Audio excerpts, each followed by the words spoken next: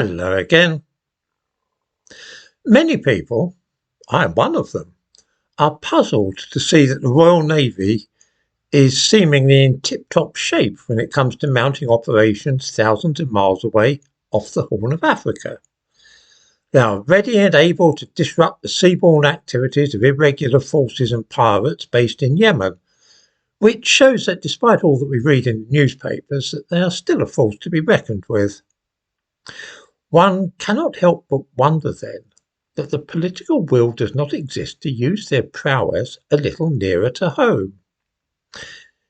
If piracy at sea can be dealt with so neatly in the Middle East, why can't something of the kind be achieved closer to home? Why are the sea routes passing through the straits at the Bab el-Mandeb of so much more importance than the Straits of Dover? It is doubtful if lethal force would need to be employed to end the people smuggling racket which is being run from the French coast.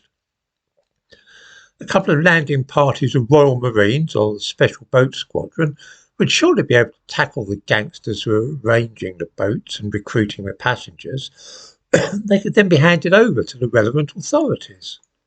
If the French won't or can't deal with this, then we should do it ourselves.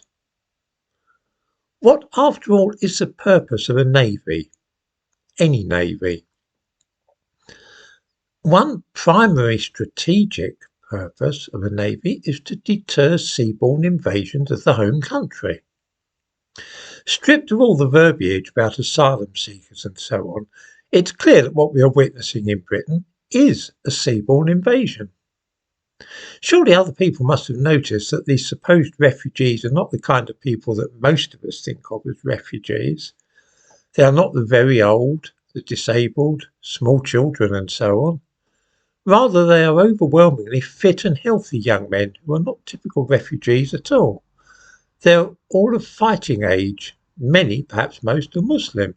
They're not really seeking shelter in this country at all. I am reminded of the old expression which was current in the Ottoman Empire in the 17th century, that of the marine jihad.